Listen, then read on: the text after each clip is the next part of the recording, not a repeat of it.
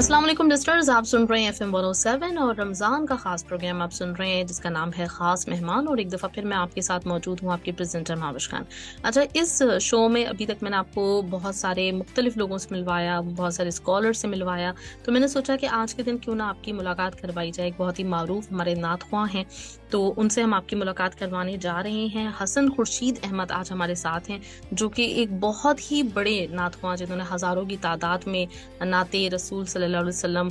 पढ़ी और जिनको हम सुनते रहते हैं। माशाल्लाह बहुत ही बड़ा नाम था खुर्शीद अहमद साहब, तो उनके साहबजादे भी हैं। तो हम अपने प्रोग्राम में वेलकम करेंगे हसन खुर्शीद अहमद साहब को। अस्सलाम वालेकुम। वालेकुम अस्सलाम रहमतुल्लाहि व बरकातुहू।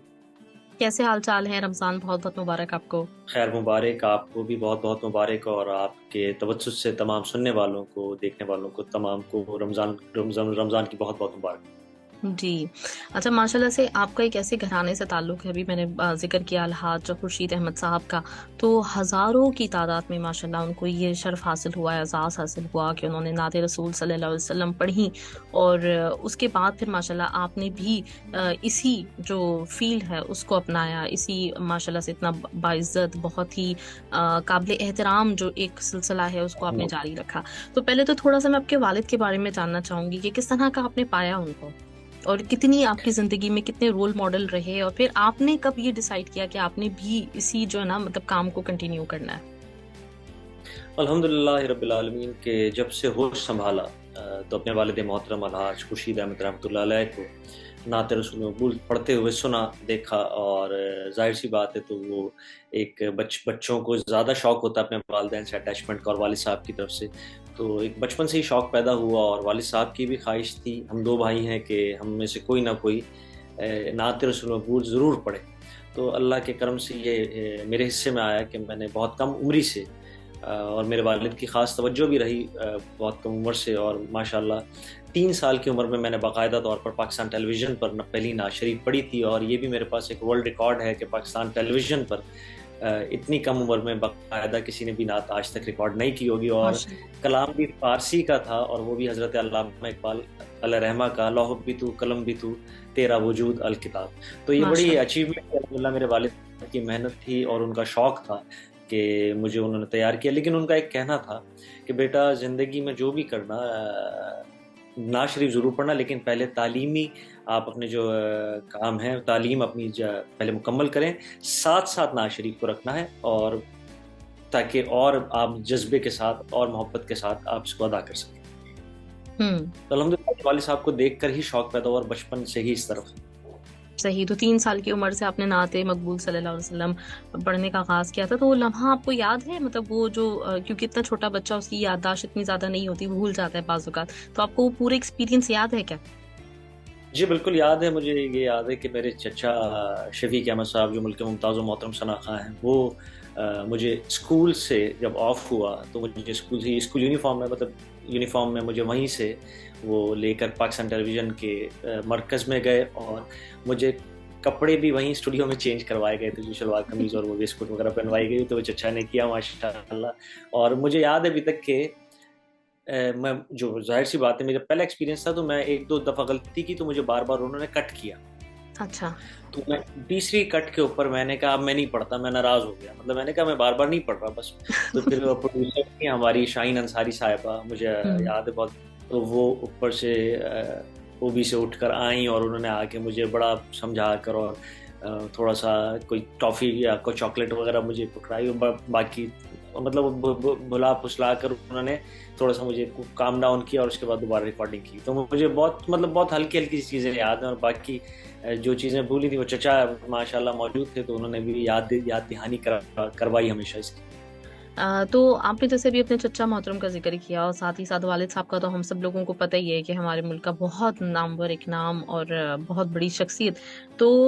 मैं ये जानना चाह रही थी कि ये सिलसिला क्या वालिद साहब से शुरू हुआ, या ये पहले से ये सिलसिला चल रहा था? नहीं, हाँ, जो बाकायदा तौर पर नात ख़्वानी की तरफ मेरे वालिद मोहतरम ही पहले शख्स थे जो हमारे ख़ानदान में इस तरफ आए। उससे पहले मतलब घर में میڈیا کے اوپر یہ کہہ لیں یا باقاعدہ طور پر پروفیشنلی اس طرف نہیں تھے، لیکن والد صاحب کے سمت میں آئے اور 1978 میں پہلا مقابلہ نعت خوانی ہوا پاکستان ٹیلی ویژن اور پاکستان ریڈیو کے زیر اہتمام، تو اس سے میرے والد نے ون کیا، پورے پاکستان میں فرسٹ پوزیشن حاصل کی، اور وہ ان کا مطلب جس کو ہم کہیں گے بسم اللہ تھی، اس سے اللہ پاک نے انہیں شہرت کی بلندیوں پر پہنچایا، اور وہ پھر سلسلہ چلتا رہا۔ انہیں دیکھ کر میرے چچا، اور اب ماشاءاللہ ہمارے پورے خاندان میں، ہماری پوری فیملی میں، ریلیٹیوز میں اب ماشاءاللہ کوئی سینکڑوں بچے اس طرف ہیں، اور ماشاءاللہ کئی پاکستان ونرز ہیں جو کئی ٹیلی ویژن کے مقابلے بھی اور باقاعدہ طور پر پھر والد صاحب کے کئی شاگرد پوری دنیا میں ماشاءاللہ جنہوں نے بڑا نام کمایا، جن میں راشد اعظم صاحب، سائیں صغیر ہاشمی صاحب، رمضان ناصر صاحب، ماشاءاللہ اس طرح معین خان قادری صاحب، اعظم فریدی صاحب، پورے پاکستان میں اور پوری دنیا میں ماشاءاللہ کافی شاگردوں نے نعت کے شعبے میں بہت نام کمایا۔ ماشاءاللہ ماشاءاللہ۔ اچھا، والد صاحب تو آپ کی ڈیفینیٹلی فرسٹ انسپریشن بھی ہیں اور رول ماڈل بھی ہوں گے، ان کے علاوہ آپ کو اور کون سے نعت خواں ہیں جن کا کلام آپ کو بہت اچھا لگتا ہے؟ جی بالکل، والد صاحب ہی کو دیکھ کر سب معاملات ہوئے، لیکن میری ایک والد صاحب کا بھی کہنا تھا اور میرا اپنا بھی ماننا ہے کہ جتنے بھی سینئرز ہیں ہمیں ان سے ادب کرنا چاہیے، اور میرے فیوریٹس میں جس طرح قاری وحید ظفر قاسمی صاحب، صدیق اسماعیل صاحب، الحاج اویس رضا قادری صاحب، اور ذوالفقار علی حسینی صاحب، راشد اعظم صاحب، شفیق احمد صاحب، مطلب میں میرے جتنے بھی سینئرز ہیں میں ان سب کو باقاعدہ طور پر سنتا ہوں، اور جو مجھے اس اچھی چیز اس میں سے پک کرنی چاہیے میں اس کو اس نیت کے ساتھ کہ میں کچھ سیکھ سکوں، اس نیت سے میں ضرور سنتا ہوں۔ صحیح۔ اچھا، ایک چیز جو سوال میں آپ سے پوچھنا چاہ رہی ہوں یہ کہ یقیناً مطلب یہ بہت ہی بڑا اعزاز ہے کسی بھی انسان کے لیے کہ اس کی زبان جو اللہ تعالیٰ نے دی ہے بات چیت کے لیے، ایک دوسرے سے کمیونیکیٹ کرنے کے لیے، وہ زبان جو ہے وہ کلمات ادا کر رہی ہو جو کہ حضور اکرم صلی اللہ علیہ وسلم پہ سلام بھیجا جا رہا ہے، جس میں حضور اکرم صلی اللہ علیہ وسلم کی مدحات جو ہے وہ بیان کی جا رہی ہو، ان کی سیرت کے بارے میں مطلب بات چیت ہو رہی ہو، کلام پیش کیا جا رہا ہو، تو یہ بہت بڑی یقیناً سعادت ہے۔ تو آپ نے اور آپ کے خاندان میں بے شمار لوگ، آپ نے جیسے بتایا کہ اس وقت نعت مقبول صلی اللہ علیہ وسلم سے جڑے ہوئے ہیں، تو آپ لوگوں نے کتنی برکات اس کی محسوس کی اپنی زندگیوں میں؟ کتنا آپ کو جو ہے نا لگتا ہے کہ اس کی برکت ہے، اس کی برکت آپ کو محسوس ہوتی ہے؟ الحمدللہ، اللہ کا کرم ہے کہ میرے والد صاحب نے جب اس طرف نہیں آئے تھے، مطلب ہم بہت کوئی رچ فیملی سے تعلق نہیں، میرے والد بہت اور کلاس کی ایک فیملی سے تعلق رکھتے تھے، اور رحیم یار خان میں پیدا ہوئے اور وہاں سے سفر کا آغاز کیا، اور اللہ پاک نے اتنی برکتیں عطا کی اس نعت خوانی کے صدقے میں کہ جتنا شکر ادا کیا جائے کم۔ کہ میں اس کی مثال یوں دوں گا کہ 1983 میں میرے والد پہلی دفعہ عمرے پر گئے، ملک سے باہر جانا بھی ہوا، اور وہ پہلا ٹکٹ نعت کی بدولت ہی انہیں انعام میں عطا ہوا۔ ایک ہمارے پاکستان کی بڑی شخصیت قمر زمان شاہ صاحب، انہوں نے انہیں عطا کیا۔ 1983 ٹل 2007 میرے والد کے انتقال تک ہر سال میرے والد صاحب نے رمضان مدینہ شریف میں گزارا، اور اس سے بھی بڑی کرم کی بات یہ کہ یہ سب کے سب ٹکٹ انہیں انعام میں عطا ہوئے۔ تقریباً کوئی 27 عمرے کے اور 5 حج کے ٹکٹ انہیں انعام میں عطا ہوئے، اور سب کے سب انہوں نے ادا کیا الحمدللہ۔ اس کے ساتھ ساتھ ہماری فیملی نے کئی مرتبہ پھر اللہ پاک نے دولت، شہرت، عزت سب پوری دنیا میں دیکھنے نصیب، دنیا کے ہر کونے میں جا کر نعت خوانی والد صاحب کو بھی، اور اب الحمدللہ اللہ کے کرم سے مجھے بھی سعادت ملتی ہے۔ تو بے پناہ مطلب کیا کس کرم کا شکر ادا کریں، الحمدللہ اتنا کرم ہوا اس نعت خوانی کی بدولت کے بیان نہیں کر سکتے الفاظ میں۔ اچھا، کلام جیسے آپ جب بھی کوئی کلام پڑھتے ہیں تو کیا کوشش ہوتی ہے کہ جو والد صاحب نے جو نعتیں جو پڑھی ہیں انہی کو ریپیٹ کیا جائے، یا پھر کچھ نیا کلام جو ہے وہ بھی؟ اور میں یہ بھی ساتھ میں معلوم کرنا چاہ رہی ہوں کہ پہلے جیسے ہم 80s 70s اس طرح سے دیکھیں تو ہمیں نئے کلام جو انٹروڈیوس ہوئے اس وقت، اس سے پہلے وہ نعتیں نہیں مطلب آن ایئر نہیں ہوتی تھیں، یا ہمیں ریڈیو پہ ٹی وی پہ وہ سننے کو نہیں ملتی تھیں، لیکن اب مجھے ایسا لگتا ہے کہ ریپیٹیشن زیادہ ہو رہی ہے، تو کیا اس کے اوپر کچھ مطلب کام کیا جا رہا ہے؟ شاعر حضرات ہیں جن سے آپ لوگوں کا رابطہ ہے؟ جی بالکل، کوشش میری ہوتی ہے کہ نئے کلام بھی بالکل تیار کیے جائیں، اور تیاری کے مراحل میں رہتے ہیں ہمیشہ، اور ابھی بھی بہت سارے کلام پائپ لائن میں ہیں۔ لیکن لوگوں کی خواہش یہ ہوتی ہے، کیونکہ والد صاحب نے 40 سال نعت خوانی کے شعبے میں گزارے اور بہت کلام انہوں نے پڑھے، سینکڑوں کی تعداد میں، ہزاروں کی تعداد میں، تو لوگوں کی خواہش ہوتی ہے کہ وہی کلام انہیں دوبارہ سنائے جائیں، اور میری بھی کوشش ہوتی ہے کہ ان کی خواہش کو پورا کیا جائے، وہ بھی سناتے ہیں، نئے کلام کی بھی تیاری کرتے ہیں، اور شعراء حضرات سے ہم خود بھی ملتے ہیں، خود بھی رابطہ کرتے ہیں، کچھ شعراء حضرات ہم سے بھی رابطہ کرتے ہیں، ان کی خواہش ہوتی ہے کہ نعت خواں ان کے کلام پڑھیں۔ اور ریپیٹیشن جہاں تک آپ نے سوال کیا، کیونکہ آپ سوشل میڈیا کا دور ہے، اور ہر جو نئے آنے والے نعت خواں ہیں وہ تھوڑا آسانی چاہتے ہیں، وہ آسانی چاہتے ہیں کہ وہ تیار کلام ہو، کسی نے پڑھا ہے اس کو فوراً سے ریکارڈ کیا اور اس کی ویڈیو کیا اور یوٹیوب پہ یا کسی بھی سوشل میڈیا پلیٹ فارم پہ اس کو ریلیز کر دیتے ہیں تاکہ وہ جلدی سے ان کو شہرت مل جائے۔ ایسا نہیں ہے، محنت بہت ضروری ہے، اور محنت کریں گے تو اس کا پھل بہت میٹھا ہوگا انشاءاللہ۔ صحیح، بالکل۔ اچھا، ایک چیز جو بہت تنقید کا باعث بھی بنی اور اس کے اوپر اعتراض بھی ہوتا ہے کہ نعتوں میں ہمیں جو ہے نا میوزک کے آلات بھی سنائی دینے لگے، تو اس حوالے سے آپ کا کیا ماننا ہے؟ میوزک ہونا چاہیے، جس طرح کا میوزک ہوتا ہے تو وہ آپ کو صحیح لگتا ہے، مناسب لگتا ہے؟ نہیں، نعت کا ایک صنف بالکل الگ ہے۔ اگر آپ میوزک کی آمیزش اس میں کریں گے تو وہ قوالی ہو جائے۔ قوالی ایک بالکل الگ جانرا ہے، نعت ایک بالکل الگ شعبہ ہے۔ نعت کی ہم نے جو اپنے بزرگوں سے سنا، اپنے والد صاحب سے سنا کہ نعت کی ایک ٹیمپو اگر ہم تیز کر دیں گے تو یہ قوالی ہو جائے گی، سلو کر دیں گے تو یہ نوحہ مرثیہ سوز سلام ہو جائے گا۔ تو اس کے بیچ میں رہتے ہوئے ہمیں ایک ایسی جگہ تلاش کرنی ہوگی جس میں پتہ لگے کہ نعت شریف پڑھی جا رہی ہے۔ تو میوزک تو بالکل بھی الاؤڈ نہیں ہے کسی بھی سینس میں، کسی بھی حوالے سے ہم میوزک کی آمیزش نہیں کر سکتے۔ بس یہ کر سکتے ہیں کہ ہم میوزک کا جن کو علم ہو، جو میوزک کمپوزرز ہیں، ان سے طرز بنوا سکتے ہیں، اس لیے کیونکہ وہ میوزک جانتے ہیں، وہ بہتر انداز سے اس کی شکل، کہ جو اگر کوئی آمد کا کلام ہے یا ہجر کا کلام ہے یا ہماری عرضی کا کلام ہے تو اس حوالے سے پھر وہ طرز بہتر انداز سے بنا کے دے سکتے ہیں۔ تو اتنی گنجائش ہے، باقی لیکن میوزک کسی بھی طور پر شامل نعت میں نہیں کر سکتے۔ صحیح۔ اچھا، نعت کا پروسیس کیا ہوتا ہے؟ جیسے ہم کوئی سنگرز وغیرہ دیکھتے ہیں، کچھ تو ان کا ایک کمپوزیشن وہ پوری بناتے ہیں، اس میں میوزک بھی ہوتا ہے، کبھی میوزک کی دھن کے حساب سے جو ہے نا گانے کو، نغمے کو ترتیب دیا جاتا ہے۔ تو نعت کا پروسیس کیسے ہوتا ہے؟ اس میں بھی کچھ سر اور لے کا عمل دخل ہے؟ اس میں کس طرح سے جو ہے نا آپ یہ پروسیس کمپلیٹ کرتے ہیں؟ جی بالکل، نعت جس طرح میں نے ابھی آپ سے کہا کہ اب ایک کلام ہے جشن آمد رسول، اب یہ کی آمد کے حوالے سے کلام ہے، خوشی کا، اس کا مطلب ہوا یہ خوشی کا کلام ہے، ہم آمد پر خوشی مناتے ہیں، اور اس میں تو اس کی جب طرز بنائی جائے گی تو اس کی طرز بھی خوشی ہی کی ہونی چاہیے۔ ایک کلام ہے سرے محفل کرم اتنا میری سرکار ہو جائے، تو اب اس میں سرے محفل کرم اتنا میری سرکار ہو جائے، اب یہ اس میں ہم اپنی عرضی پیش کر رہے ہیں کہ سرکار ہم پر کرم ہو جائے۔ اس میں ہمیں اپنی فیل آنی چاہیے کہ ہم کچھ ہم اس کی طرز میں وہ چیز لازمی آنی چاہیے، اس سے پھر فیلنگ آتی ہے۔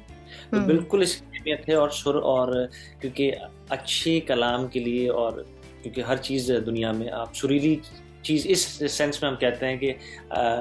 وہ خوبصورت نظر آئے، تو سر میں ہونا لازمی۔ بالکل بالکل، میں یہاں پہ یہ بھی ضرور اپنی ایک جو رائے ہے اس کا بھی میں ضرور ذکر کرنا چاہوں گی کہ ایک ہمارے جیسے ہم جب چھوٹے ہوا کرتے تھے تو گلی محلوں میں نعت خوانی کا میلاد وغیرہ ہوا کرتے تھے، تو وہ ڈیفینیٹلی بہت ایک اچھی بات ہے کہ گھروں پہ میلاد کروایا جائے اور نعت خوانی ہو، لیکن بعض اوقات جو پڑھنے والی خواتین لوگ آپس میں کر لیتے تھے تو وہ اتنا آواز اور وہ سب کچھ نا آؤٹ ہوتی تھی بالکل اس طرح سے کہ وہ سن کے اچھا لگنے کے بجائے نا ایک تھوڑی سی کوفت ہونے لگتی تھی۔ تو مجھے واقعی ایسا لگتا ہے کہ ایک خوبصورت آواز جب آپ نعت خوانی کر رہے ہو، جب آپ کوئی بھی کسی قسم کا کلام ہو، کسی کی مدح سرائی کر رہے ہو، تو اس میں خوبصورتی کا جو عنصر جو میوزک میں رکھا جاتا ہے، جو گانوں میں رکھا جاتا ہے، وہ نعتوں میں بھی بہت امپورٹنٹ ہوتا ہے، تاکہ جو سننے والے لوگ ہیں ان کو ایک سودنگ احساس ہو، ان کو خوبصورتی لگے. اور ہمیں اپنے مذہب کو بھی اور اپنے کلام کو بھی جو کہ ہمارے مذہب سے وابستہ ہے وہ اس طرح سے پیش لازمی کرنا چاہیے. اس میں ایک ایسے آلات جیسے کچھ مجھے لگتا ہے کہ کچھ میں نے نعتیں یا کچھ اس طرح کے کلام سنے جس میں پیچھے سے نا مطلب وہ مجھے نہیں پتا کہ کون سا میوزیکل وہ ایک آلہ ہے جو بہت ہی دھم دھم دھم دھم کی آوازیں آ رہی ہوتی ہیں, ایسا لگتا ہے جیسے خنجر چاقو چل رہے ہیں, کچھ ہو رہا ہے. تو وہ سن کے طبیعت پہ مطلب ایک عجیب سی گراوٹ ہوتی ہے. تو اس سلسلے میں تھوڑا سا آپ مطلب زیادہ بہتر بتا سکتے ہیں تو پلیز مطلب اس کے بارے میں چاہوں گی جتنے بھی سننے والے ہیں ان سے بھی آپ ضرور کہیں, جو خاص طور پہ نعت خوانی کا شعبہ جو اختیار کرنا چاہتے ہیں, نعت خوانی میں آنا چاہتے ہیں, تو ان کے لیے بھی پلیز.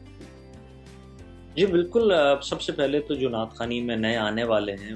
ان کو چاہیے کہ باقاعدہ طور پر اپنے سینئر سے کسی کی شاگردی اختیار کریں. کسی اچھے اپنے کسی بھی علاقے میں رہتے ہیں وہاں لازمی طور پر کوئی نہ کوئی بہتر شناخواہ موجود ہوگا, تو اپنے سینئرز کی شاگردی میں آئیں تاکہ آپ بہتر انداز سے سیکھ سکیں, اور سیکھ کر جو بھی آئے گا وہ بہتر انداز سے پڑھ سکے گا.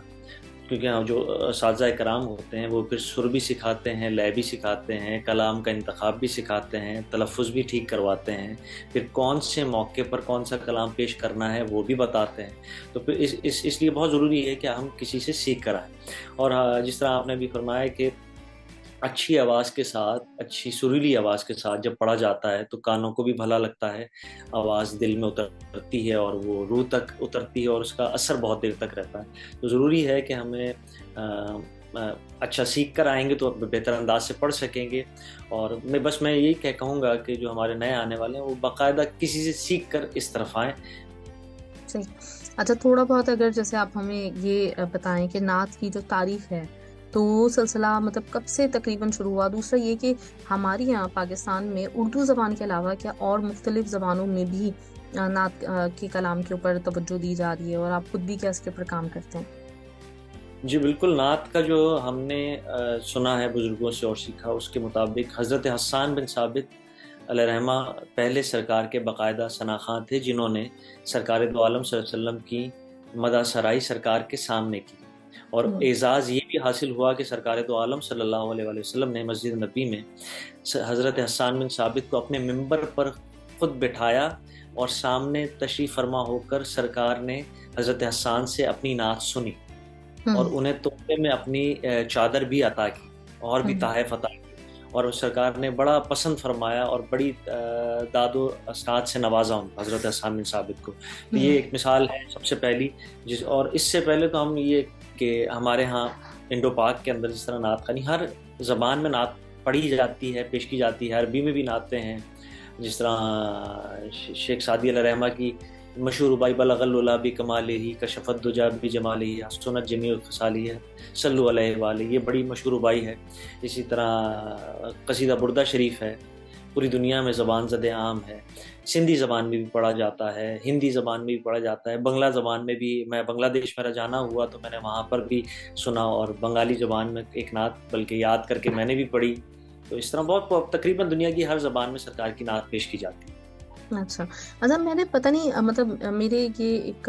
میں نے کہیں پڑھی یا دیکھی کچھ ایک طبقہ ایسا ہے, آپ فرقہ کہہ سکتے ہیں, جو کہ اس چیز کو اپوزڈ بھی کرتا ہے کہ مطلب نعت خوانی جو ہے وہ نہیں ہونی چاہیے یا اس کی وہ افادیت نہیں ہے. تو اس کے بارے میں مطلب کیونکہ میرا بھی اتنا علم نہیں ہے تو میں چاہتی ہوں کہ آپ سے مطلب میں جان سکوں کہ اس کی مطلب اصل حقیقت کیا ہے.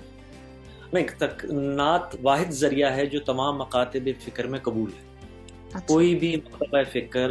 کسی بھی مکتبہ فکر سے تعلق رکھنے والوں نعت رسول مقبول صلی اللہ علیہ وسلم کو منع نہیں کرتے. تمام کے ہاں بالکل سنی جاتی ہے, پڑھی جاتی ہے.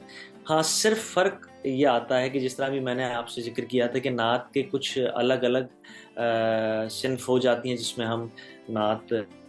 حاضری کی بھی پیش کرتے ہیں, اپنی مناجات بھی پیش کرتے ہیں. تو زیادہ تر جو مکاتب فکر ہمارے ہیں اگر آپ صرف نعت پڑھیں گے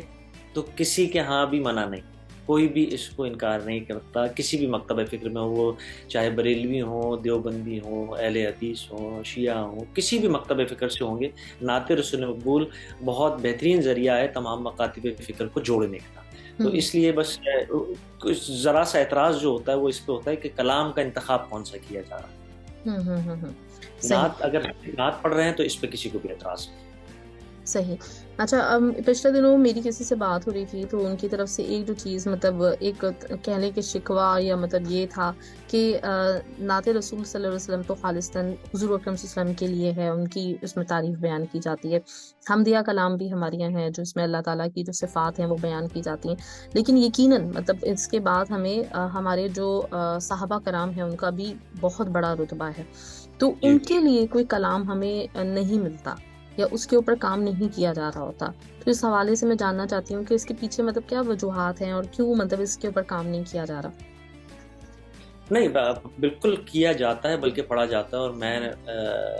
نے بھی بہت سارے کلام پڑھے ہیں بہت سارے صحابہ کرام پر. اور ہوتا یہ ہے کہ شعراء کرام کم لکھتے ہیں، اور ٹیلی ویژن یا باقی جو ہمارا میڈیا ہے اس میڈیم کے جو لوگ ہیں وہ اس پر کام تھوڑا سا کم کرتے ہیں. ایک چینل ہے پاکستان کا بہت، اب تو بلکہ کچھ چینلز پر، ایک پر نہیں بلکہ کچھ چینلز پر صبح باقاعدہ پروگرامز ہوتے ہیں اور صحابہ کرام پر اور اہل بیت اطہار پر جن کے بھی جو مناسب دن آتے ہیں ان کے حوالے سے باقاعدہ طور پر پروگرام کیا جاتا ہے، اور اس پر شعراء سے کلام لکھوا کر باقاعدہ طور پر پڑھوایا جاتا ہے. اس طرح میں نے اس پروگرام میں کم و بیش کوئی 50 سے زیادہ کلام مختلف صحابہ کرام پر ابھی تک میں نے پڑھے ہوں گے. تو اس طرح 365 دن اس پر الگ الگ صحابہ کرام پر اور شخصیات پر پروگرامز ہوتے ہیں اور پڑھے جاتے ہیں. تو ایسا نہیں ہوتا ہے پروگرام، لیکن عموماً وہ سامنے نہیں آتا. صحیح. اچھا دوسری ایک اور جو چیز ہے جس کا مطلب آپ جیسے میں ذکر کر رہی تھی کہ الحاج خورشید احمد صاحب نے ہزاروں کی قریب جو ہے نعتیں پڑھی ہیں، لیکن ایک جو معاملہ جس کو ہمیں فیس کرنا پڑتا ہے جو ہم دیکھتے ہیں وہ یہ کہ آرکائیوز جو ہیں وہ ہمارے پراپر نہیں ہیں. مطلب اگر آپ دیکھیں تو پاکستان میں تقریباً ہر چیز کی آرکائیوز نہیں ہیں. تو وہ جتنی نعتیں ہیں ان میں سے بہت ہی کم اس وقت ایسی ہوں گی جن کی آپ کو ویڈیوز مل جائیں گی، جن کے آپ کو جو ہے نا وہ آڈیو اوریجنل جو ہیں وہ مل جائیں گے. زیادہ تر جو ہے وہ نہیں سیو کیے ہوئے ہوتے، ہم نے اس کے آرکائیوز نہیں رکھے ہوتے. تو اس کے اوپر اب کچھ کام ہو رہا ہے. دوسرا ایک اور چیز جو میں موسٹ امپورٹنٹ، ابھی آپ نے تھوڑی دیر پہلے ذکر کیا تھا سوشل میڈیا کا. تو اس میں اگر آپ آج کل جائیں تو آپ کو ریلز کا بڑا ایک رجحان ہے، اور ریلز کے پیچھے جو ہے وہ جو اس وقت کے جو فیمس سانگز چل رہے ہوتے ہیں تو اس کو رکھا جاتا ہے، اور اس کی وجہ سے سانگز مطلب ریلز وائرلز ہو رہی ہوتی ہیں.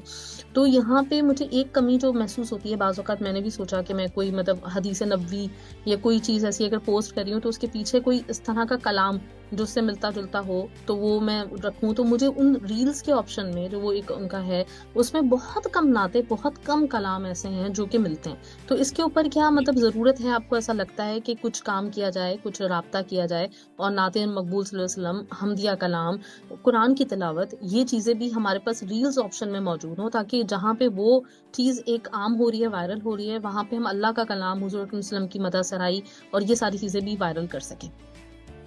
جی بالکل کرنا چاہیے، اور میں نے بھی اپنے تائیں اس میں کوشش کی کہ اپنا ایک یوٹیوب چینل بنایا، اور والد صاحب کا وہ کلام جو ویڈیو کی صورت میں ہم پوری دنیا سے میں نے کوشش کر رہا ہوں ابھی بھی کہ اکٹھا کروں اور اس کو پھر ڈیجیٹلائز کر کے اس کو میں، تاکہ زیادہ سے زیادہ لوگوں تک جا سکے، لوگ سنیں اور اپنی روح کو تسکین پہنچائیں. تو میں بھی کوشش کر رہا ہوں، اور بہت سارے لوگ کوشش کر رہے ہیں مختلف چینلز کی صورت میں، مختلف اداروں کی صورت میں. اور جہاں تک آپ نے ریلز وغیرہ کے حوالے سے بات کی، کیونکہ ایک باقاعدہ طور پر نعت خوانی کو ہمارے ہاں شعبہ ہی نہیں سمجھا گیا، اس لیے باقاعدہ طور پر اس پہ گورنمنٹ کی سطح پر یا سرکاری سطح کے اوپر اس طرف کبھی توجہ نہیں دی گئی. ہم کوشش کرتے ہیں ابھی جب بھی ہماری جو سینئرز ہیں وہ بھی، اور جو جتنے بھی ہمارے شعبے کے لوگ ہیں، کہ وہ اس پر کام کر رہے ہیں اور کوشش کر رہے ہیں کہ اس کو آگے سے زیادہ سے زیادہ فروغ دیا جائے.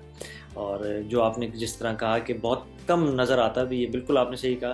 ہم بھی کوشش کر رہے ہیں کہ اس میں آپ اپنا حصہ ڈالیں اور زیادہ سے زیادہ اس میں میٹیریل پرووائڈ کیا جا سکے. بالکل. خاص طور پہ میں جیسے سوشل میڈیا پہ انسٹاگرام آج کل سب سے زیادہ پاپولر ایپ ہے جس کو سب سے زیادہ اس وقت لوگ یوز کرتے ہیں. تو اس پہ جو ریلز کا جو آپشن ہے نا، اس کے اوپر پلیز آپ لوگ ضرور مطلب جو بھی آپ لوگ سارے جو لوگ ہیں اس کے اوپر کام کیجیے، تاکہ وہ جو چیزیں آج کل وائرل ہو رہی ہیں، الحمدللہ اس وقت اگر پاکستان کو دیکھا جائے تو ہمارے پاس الحمدللہ جیسے اپنے یوٹیوب چینلز کا کہا ہے تو بے شمار ایسے یوٹیوب چینلز ہیں جس میں ہمیں مطلب دین کے بارے میں بہت کچھ سیکھنے کو مل رہا ہے. تو وہاں جی پر یہ آپشن بھی ہمارے پاس ہونا چاہیے کہ اگر ہم کوئی چیز مطلب اگر ری شیئر کرنا چاہتے ہیں، کوئی چیز نعت ہے، کلام ہے، اس کو ریلز کا حصہ بنانا چاہتے ہیں تو جی وہ بھی ہونا چاہیے۔ اچھا، ابھی ریسنٹلی مطلب میں یہاں پہ اس بات سے میرے ذہن میں آیا، ابھی 2 ہمارے کرکٹرز کی شادیاں ہوئی، شاہین آفریدی اور ایک اور میرے ذہن سے نام نکل رہا ہے، اور دونوں میں نے مطلب جو چیز آبزرو کی وہ یہ کہ پہلی دفعہ ایسا ہوا کہ جو ہماری یہاں شادی بیاہ کی تقریبات ہوتی ہیں اس میں اب میوزک بہت زیادہ، جو گانے ہیں وہی ہمیں سنائی دیتے ہیں، لیکن دونوں میں ماشاء اللہ سے حمدیہ اور نعتیہ کلام چلا۔ تو اس ٹرینڈ کے بارے میں اگر آپ مطلب کچھ کہنا چاہیں تو ضرور۔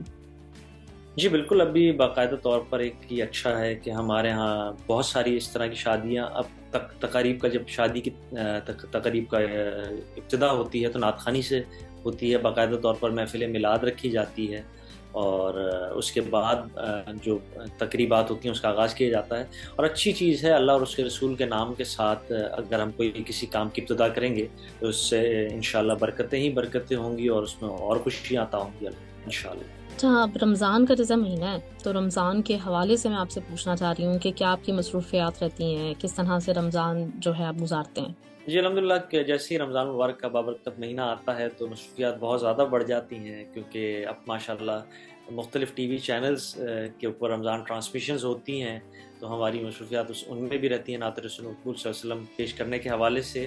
اور افطاری اور سحری دونوں ٹرانسمیشنز میں شرکت ہوتی ہے۔ اس کے علاوہ بہت ساری محافل کا انعقاد بھی ہوتا ہے، سحری کی بھی تقاریب ہوتی ہیں، افطار پارٹیز بھی ہوتی ہیں، تو ان میں بھی شرکت کرنی ہوتی ہے، تو ماشاءاللہ بڑی گہما گہمی ہوتی ہے، اور برکتوں والا مہینہ ہے، اس کی برکتیں رحمتیں بھرپور انداز میں سمیٹنے کی کوشش کرتے ہیں، اور اللہ کے کرم سے بہت لطف آتا ہے اس مہینے میں۔ اچھا، یہ ماشاءاللہ سے یہ سلسلہ جو ہے رمضان ٹرانسمیشن کا، یہ عامر لیاقت مرحوم صاحب نے شروع کیا تھا، اور یہ پہلا ایسا رمضان آئے گا پچھلے کئی سالوں میں، میرا خیال ہے 2002 سے جو آغاز انہوں نے کیا تھا، تو وہ سلسلہ اب تک چل رہا ہے، اور اس کی وجہ سے جو رمضان ٹرانسمیشنز ہیں، مجھے ایسا لگتا ہے مطلب یہاں پہ میں ضرور ذکر کروں گی کہ اس کی وجہ سے جو نوجوان نسل ہے جو دین سے مطلب اتنا زیادہ واقف نہیں تھی، ان کو بہت سارے ایسے پروگرامز، بہت سارے سیگمنٹس ان کے لیے رکھے گئے، جس میں یقیناً مطلب ہماری نوجوان نسل جو ہے وہ دین کے قریب آئی ہے، جو پہلے نہیں ہوا کرتا تھا کیونکہ اتنے ٹرینڈنگ چلے۔ تو اس کو آپ کیسے دیکھتے ہیں رمضان ٹرانسمیشن کو؟ آپ کو کیا لگتا ہے کہ کتنی افادیت ہے اس کی؟ جی بالکل، بہت اچھا ایک انیشیٹو لیا گیا، اور ڈاکٹر عامر لیاقت حسین صاحب اللہ پاک ان کی قبر پر اپنی کروڑوں برکت رحمتیں نازل فرمائے، کیونکہ ڈاکٹر صاحب سے میرا ایک تعلق دنیاوی حساب سے ہٹ کر بھی ایک اس حوالے سے بھی ہے کہ میرے والد محترم الحاج خورشید احمد رحمۃ اللہ علیہ کی جو تدفین ہوئی، اور جب میرے والد کا انتقال ہوا تو ہاسپٹل میں آنے والا جو باہر سے کوئی پہلا شخص تھا تو وہ ڈاکٹر عامر لیاقت حسین صاحب تھے، اور ان کی خواہش پر ہی میرے والد کی تدفین عبداللہ شاہ غازی مزار کے احاطے میں کی گئی، اور انہی کی جگہ تھی، انہوں نے اپنے لیے جو جگہ رکھی تھی وہ میرے والد کی نظر کی، اور الحمدللہ میرے والد کی تدفین وہاں ہوئی، اور اب ان کی جو فیملی کی جگہ ہے اسی میں ڈاکٹر صاحب کی جو قبر مبارک ہے وہ میرے والد سے ایک قبر چھوڑ کر ان کی قبر ہے، تو الحمدللہ یہ ایک ایسا تعلق ہے جو تا دیر قیامت اسی طرح انشاءاللہ ان کی فیملی کے ساتھ رہے گا، اور اس کا تو اجر انہیں اللہ پاک ہی عطا کرے گا۔ اور جس سلسلے کو انہوں نے لے کر چلے رمضان ٹرانسمیشن کے حوالے سے، تو بہت بڑا کام کیا انہوں نے، اور نوجوان نسل میں اس حوالے سے کہ ماشاءاللہ رمضان ٹرانسمیشن میں کیونکہ علماء کرام شریک ہوتے ہیں اور بڑے سوالوں کے جواب دیے جاتے ہیں، بہت اچھی معلومات ہمیں حاصل ہوتی ہے، اور اب تو ماشاءاللہ نعت خوانی کے مقابلے بھی اس میں ہوتے ہیں، قرأت کے مقابلے بھی ہوتے ہیں، بیت بازی کے مقابلے بھی ہوتے ہیں، تو بہت اچھے سیگمنٹس اس نیت کے ساتھ کہ ہمارے نوجوان نسل میں اچھی کوئی شعور اور آگاہی کے لیے، تو میں تو اس کو اپریشیٹ کرتا ہوں۔ بالکل بالکل صحیح بات ہے، اور میں نے اس لیے ان کا ذکر بھی کیا کیونکہ پہلی دفعہ یہ موقع آئے گا، اور ڈیفینیٹلی مطلب یہ جو بنیاد ہے یہ انہوں نے ہی رکھی تھی، اور اللہ تعالیٰ مطلب جو ہے وہ اللہ تعالیٰ اس کے توسط سے یقیناً ان کے اوپر بہت رحم فرمائے۔ آپ کا بہت بہت شکریہ حسن صاحب، بہت اچھا لگا آپ سے بات کر کے۔ یہ پہلا مطلب اس رمضان کا یہ پہلا سلسلہ ہے کہ جس میں میری نعت خواں صاحب سے بات چیت ہوئی ہے، اور بہت اچھا لگا سن کے۔ آپ کے والد صاحب سے یقیناً ایک مطلب دلی لگاؤ ہے ہم سب لوگوں کا، آپ سے بھی وہ لگاؤ اس وجہ سے مطلب ہے، اور ماشاءاللہ اللہ تعالیٰ نے آپ کی آواز میں بھی اتنا ہی ایک وہ رکھا ہے جو دلوں کو کھینچ لیتا ہے، تو اللہ تعالیٰ اسی طرح سے آپ کو اس کام کو جاری رکھنے کا جو ہے وہ موقع دے انشاءاللہ تعالیٰ، اور اسی طریقے سے نعت مقبول صلی اللہ علیہ وسلم کو جاری و ساری رکھیں اور آپ کو لوگ سنتے رہیں۔